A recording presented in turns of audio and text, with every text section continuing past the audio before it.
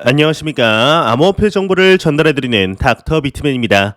주말의 마지막 일요일도 슬슬 마무리되고 있습니다. 어떻게 오늘 하루 잘 보내셨나요?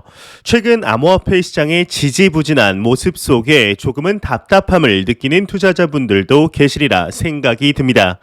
이러한 상황 속에 암호화폐 시장에는 여전히 많은 소식들이 나오고 있는데요. 오늘은 암호화폐 시장의 주요 소식과 함께 그간 진행되어 왔던 리플사와 미 SEC 간의 소송과 관련하여 경과 상황들을 함께 정리해보는 시간을 가져보려고 합니다. 오늘 남은 시간도 잘 마무리하시길 바라면서 일요일의 마무리 함께 시작해 보도록 하겠습니다. 구독과 좋아요, 알림 설정 부탁드립니다. 현재 러시아와 우크라이나 간의 전쟁 상황이 지속이 되고 있는 가운데 미국에서는 전쟁을 끝내려면 푸틴을 죽여야 한다라는 미 의원의 발언까지 나오면서 국제사회의 긴장감은 더욱 가속이 되고 있습니다. 이에 러시아에 대한 경제적인 제재들은 계속되고 있는 것으로 보이는데요. 글로벌 결제 공용 기업 중 한 곳이죠. 페이팔에서 소식이 나왔습니다. 러시아 내 서비스 중단을 발표했다고 하는데 이게 어떠한 내용인지 같이 한번 보도록 하겠습니다. 페이팔 러시아 내 서비스 중단 발표했다 헤드라인이 장식이 되어 있습니다. YTN에 따르면 온라인 결제 서비스 업체 페이팔이 러시아 내 서비스를 중단한다고 밝혔다고 합니다. 페이팔의 CEO 댄 슐먼의 경우는 성명을 통해 러시아의 폭력적인 군사적 침략을 규탄하고 국제사회와 함께할 것이라며 이같이 말했다고 하는데요. 이에 앞서 우크라이나 정부 관리들은 페이팔이 러시아 사업을 철수하고 모금을 도와달라고 촉구해 왔으며 페이팔은 러시아에서의 신규 이용자를 받지 않기로 했다 발표한 바 있다고 하네요. 얼마 전 또 다른 결제 대기업들이죠. 비자와 마스터카드가 러시아 은행을 차단했다는 소식이 나오면서 러시아는 현재 경제적으로 엄청난 압박을 받고 있는 상태인데요. 이에 러시아가 이러한 경제적인 제재를 회피하는 수단이 암호화폐밖에 없다라는 이야기들이 심심치 않게 나오는 상황입니다.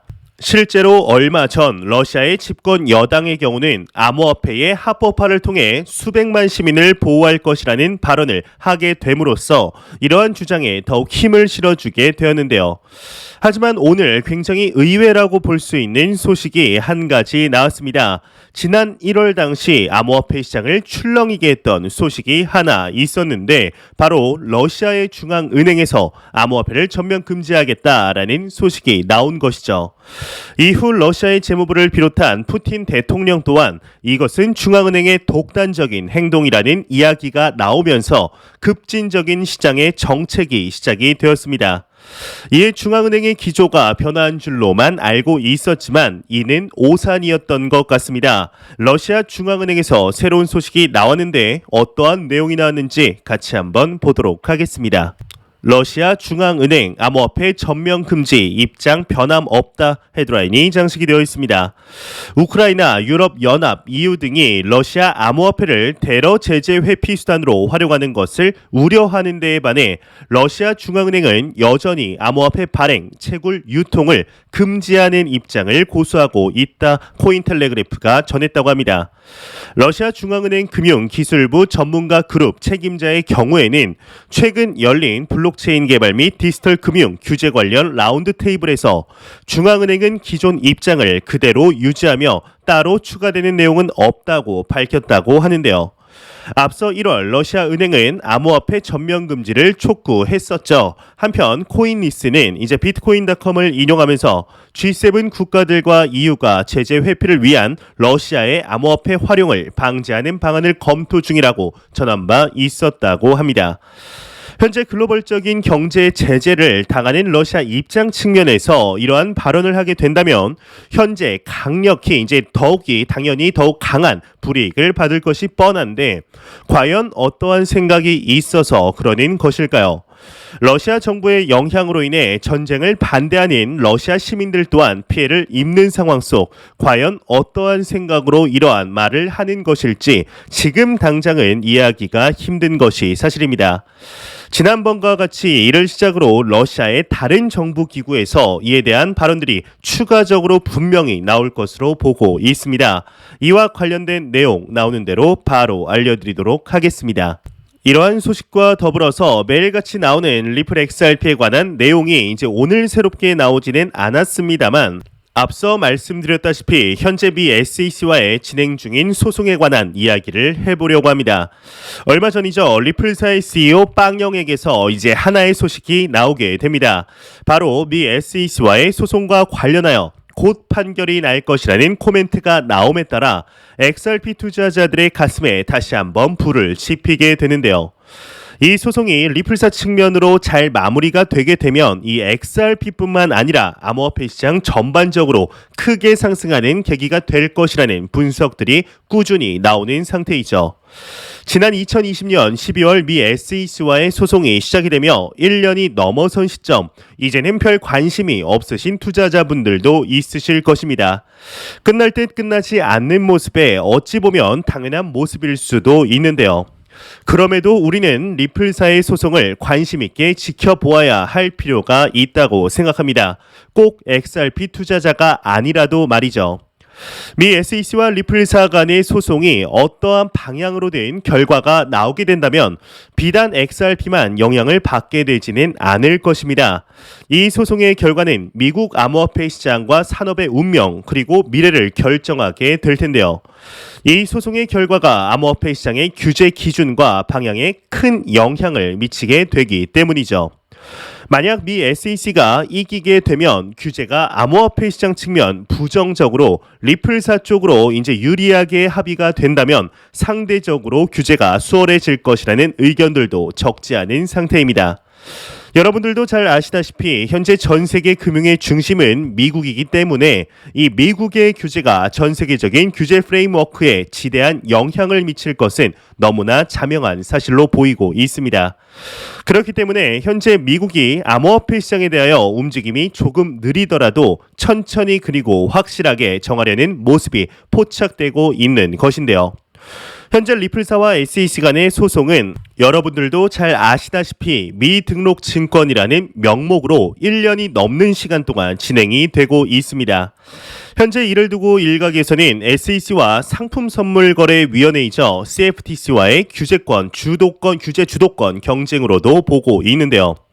SEC와 CFTC는 규제 대상이 다르죠. SEC는 말 그대로 이제 증권 그리고 거래를 규제하게 됩니다.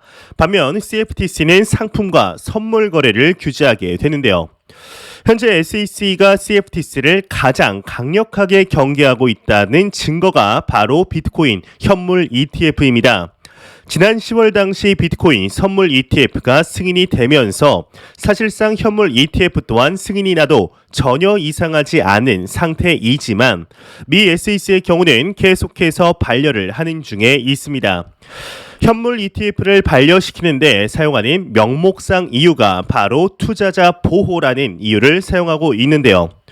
아무리 상식적인 선에서 생각을 해봐도 여러분들도 잘 아시리라 생각이 듭니다. 이 선물 시장과 현물 시장 중 리스크가 더욱 큰 것은 선물 시장이라는 것을 말이죠. 미 SEC의 이러한 결정을 미국의 하원 의원들 또한 인정하지 못하고 있으며 비트코인 현물 ETF도 승인하라라는 서한을 지속적으로 보내고 있는 중에 있습니다. 이뿐만이 아니라 글로벌 1위의 비트코인 펀드를 운용하고 있는 그레이스케일 또한 계속해서 현물 ETF를 거부하는 것은 위법이라며 SEC에게 서한을 보내고 있는 중이죠. 미국에서 가장 큰 암호화폐 로비 단체인 미국 블록체인 협회 또한 이에 힘을 더하고 있는데요. 과연 SEC가 이러한 것을 모르고 있을까요? 절대로 아니라고 생각합니다. SEC는 모를 수 없으며 이러한 여론 또한 모를 수가 없을 것입니다. 그렇다면 생각할 수 있는 경우의 수는 하나입니다. 바로 앞서 말씀드린 대로 SEC와 상품선물거래위원회 CFTC와의 관할권 다툼인 것이죠. 현물 ETF를 계속해서 연기시키면서 봐라, 승인만 시키면 암호화폐 시장이 크게 성장할 현물 ETF의 승인권을 우리가 가지고 있다. 그러니까 암호화폐 시장은 우리가 맡아야 한다라는 것을 계속해서 보여주고 있다고 생각을 하고 있습니다. 얼마 전 SEC의 위원장이죠. 게리 겐슬러가 이러한 이야기를 한 적이 있었습니다. 일부 토큰인 상품선물거래위원회에 소관이 될 것이다. 이 두 개의 연방 규제 기관이 함께 규제를 만들고 있다라는 이야기를 한 적이 있습니다. 이를 보고 암호화폐 시장이 미국에서는 이제 SEC와 CFTC가 같이 공동 관할로 관리하나 보다라는 생각이 들 수도 있습니다. 하지만 이건 SEC가 주도하는 상황을 전제로 할 것이라는 생각을 떨쳐버릴 수가 없는데요. 만약 SEC가 리플사와의 소송에서 지게 된다면 SEC의 주도권에도 영향이 없을 수가 없게 될 것입니다. 또한 만약 리플사 쪽으로 유리하게 합의가 이루어진다면 반대로 CFTC의 영향력이 더욱 커질 수 있는 계기가 될 가능성 또한 높게 되는데요. 미 SEC는 리플사에게 왜 소송을 건 것일까요? 이는 많은 분들이 잘 아시겠지만 XRP가 증권의 기준에 부합하는데 SEC에 등록하지 않았다고 판단을 했기 때문입니다. 미등록 증권을 발행해 증권법을 위반했다고 문제를 삼은 것인데 리플사는 이를 부인하고 있죠. 리플사를 지지하는 발언에는 전 CFTC 위원장이었던 크리스토퍼 지안 카를로의 경우는 XRP 투자 계약이 아니다, 증권 취급 말아야 한다라는 발언이 나오는 등 미국 내에서도 의견이 갈리는 것을 확인할 수가 있습니다. 그렇다면 SEC는 XRP가 미등록 증권이라는 것을 어떠한 근거로 제기한 것일까요? XRP 투자자분들이라면 아마 익숙한 이름일 텐데요. 바로 하위 테스트를 근거로 증권이라고 판단을 한 것입니다.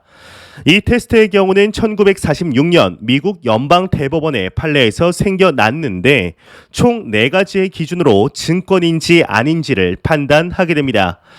일단 사진 자료를 보시게 되면 첫 번째로는 돈을 투자했나, 두 번째로는 기업에 투자를 한 것인가, 세 번째로는 이익을 볼 것이라는 기대를 품고 투자를 한 것인가, 마지막 네 번째로는 제3자의 노력으로 이익이 생긴 것인가, 이렇게 총 4가지의 기준을 두며 이에 부합하면 증권이라고 판단을 하는 것인데요. 여기에 리플사가 발행한 XRP가 딱 맞는다는 것이죠. 이에 리플사의 경우는 우리는 회사의 주식이 별도로 존재하고 그 주식의 주주가 따로 있기 때문에 XRP는 계약증권이 아니라고 항변을 하고 있습니다. 즉 리플 주식을 가진 주주들만 리플 이익을 공유하거나 배당을 받을 뿐 XRP 보유자들은 이와 무관하다는 것이죠. XRP의 가격 또한 리플의 사업 활동보다는 다른 가상자산에 연동되어 움직인다고 주장을 하고 있습니다. 리플의 수석시장 전략 분석가이자 코리 존슨 또한 XRP는 증권 기준에 부합하지 않는다며 XRP 원장은 분산화되어 있으며 리플사는 XRP로부터 명백히 독립된 기업이라고 주장을 하는 중입니다.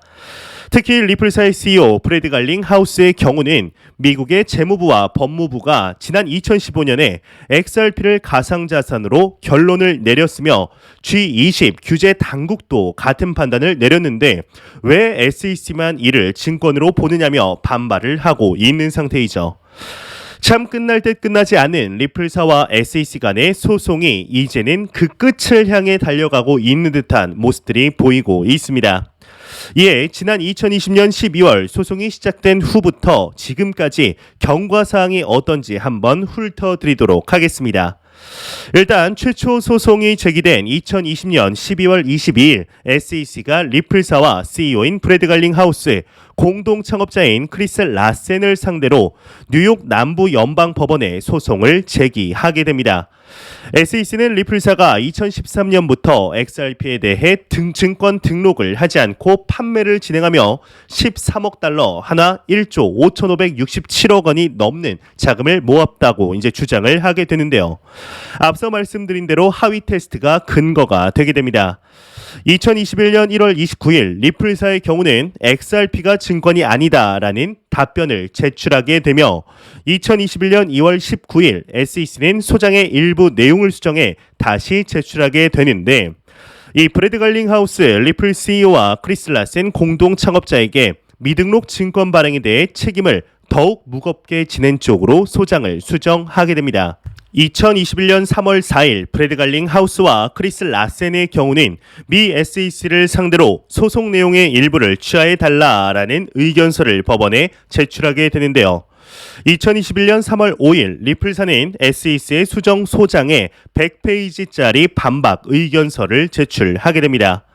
또한 같은 날 리플사는 법원의 증권거래위원회가 이제 비트코인과 이더리움과 관련하여 어떻게 판결을 했었는지 어떠한 생각을 가지고 있었는지 관련 문서를 요청하게 되는데요. 그로부터 한 달 정도 시간이 지난 2021년 4월 6일 법원이 이를 승인하며 리플사는 비트코인과 이더리움에 관련된 문서를 받아 이를 면밀히 분석을 하게 됩니다.